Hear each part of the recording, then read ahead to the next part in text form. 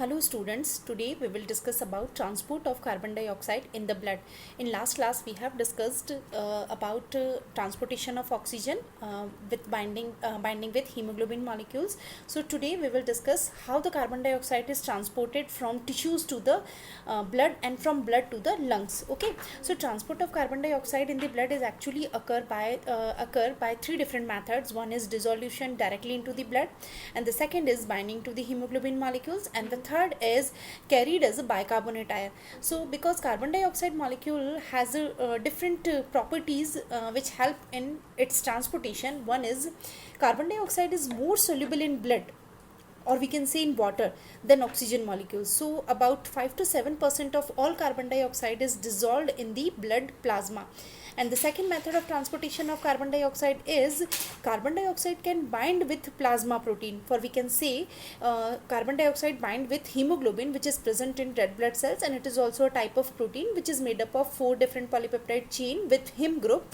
So carbon dioxide bind with hemoglobin, and this form transport about 10% of the carbon dioxide. That means 5 to 7% of carbon dioxide is transported by dissolution in the blood or in blood plasma, and 10% of carbon dioxide is transported binding with hemoglobin molecules. And the third majority of carbon dioxide molecules are carried as a part of bicarbonate buffer system. इसका क्या मतलब है कि actual में होता क्या है कि देखिए, हमने देखा कि 5 to 7% जो कार्बन डाइऑक्साइड है वो तो ब्लड प्लाज्मा में डिजोल्व होकर ट्रांसपोर्ट की जाती है टिश्यूज से लंग्स की तरफ. उसके अलावा जो 10% कार्बन डाइऑक्साइड मॉलिक्यूल्स है वो कैसे ट्रांसपोर्ट की जाएगी? वो ट्रांसपोर्ट की जाएगी हीमोग्लोबिन मॉलिक्यूल के साथ बाउंड होगा, और जिसकी वजह से कार्ब अमीनो हीमोग्लोबिन बनेगा. और जब ये कार्ब अमीनो हीमोग्लोबिन वाला ब्लड जो है वो लंग्स की तरफ जाएगा, तो वहाँ पे वापस से हीमोग्लोबिन जो है वो कार्बन डाइऑक्साइड से रिलीज हो जाता है, और कार्बन डाइऑक्साइड जो है वो लंग्स से वापस बाहर हम लोग एक्सहेल कर देते हैं. और तीसरा इंपॉर्टेंट सिस्टम है कि भाई कार्बन डाइऑक्साइड जो है वो बाइकार्बोनेट बफर सिस्टम के फॉर्म में उसका ट्रांसपोर्टेशन किया जाता है. तो एक्चुअल में होता क्या है कि देखिए, जो कार्बन डाइऑक्साइड हमने ऑक्सीजन लिया, ऑक्सीजन जो है वो हीमोग्लोबिन के साथ बाउंड करके हर बॉडी के हर एक टिश्यूज़ तक पहुंचा, और वहाँ पे उस ऑक्सीजन को यूज़ करते हुए क्या बनाया गया? फूड का ऑक्सीडेशन हुआ, जिसकी वजह से मेटाबॉलिक वेस्ट जो है वो बना. एक तो बना कार्बन डाइऑक्साइड और दूसरा बना वाटर. तो ये जो कार्बन डाइऑक्साइड होगा, just because of difference in the partial pressure of carbon dioxide, जो हमने बात की थी कि जो ब्लड आता है उसमें कार्बन डाइऑक्साइड का पार्शियल प्रेशर कितना होता है? इट इज़ अबाउट 40, और जो टिश्यू है उसके अंदर कार्बन डाइऑक्साइड का पार्शियल प्रेशर कितना होगा? 46 होगा. तो ये जो 6 mmHg का पार्शियल प्रेशर डिफरेंस है, उसकी वजह से कार्बन डाइऑक्साइड जो है वो कहाँ आ जाएगी? ब्लड के अंदर आ जाएगी. ठीक है.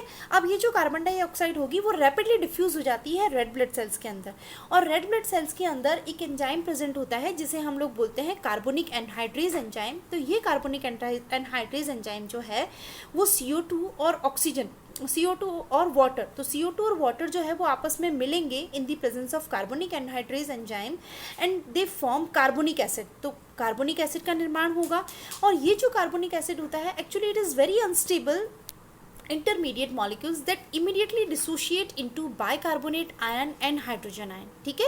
तो अब क्या हुआ? CO2 और वाटर जो है वो RBC के अंदर किस में कन्वर्ट हो गए? कार्बोनिक एसिड में कन्वर्ट हुए, और कार्बोनिक एसिड जो है वो रैपिडली ब्रेकअप हो गया. किस में बना? बाइकार्बोनेट आयन, और दूसरा बना हाइड्रोजन आयन. अब ये जो बाइकार्बोनेट आयन होगा वो क्या करेगा? वो शिफ्ट करेगा with the help of chloride bicarbonate channel के द्वारा RBC से वापस कहाँ आ जाएगा? ब्लड प्लाज्मा में. तो बाइकार्बोनेट आयन आपके वापस कहाँ से आ गया है? ब्लड प्लाज्मा के अंदर आ गया है, और क्लोराइड जो है उसके बदले में शिफ्ट हो जाएगा रेड ब्लड कॉर्पसल्स के अंदर. तो जो ये एक्चुअल में ये एक्सचेंज हो रहा है क्लोराइड आयन और बाइकार्बोनेट आयन का, this is actually known as chloride shift. क्या कहलाएगा? ये क्लोराइड शिफ्ट कहलाएगा. अब इसका मतलब क्या हुआ कि जो कार्बन डाइऑक्साइड है वो एक्चुअल में टिश्यू से लंग्स तक किस फॉर्म में ट्रांसपोर्ट की जा रही है? बाइकार्बोनेट आयन के फॉर्म में ट्रांसपोर्ट की जा रही है.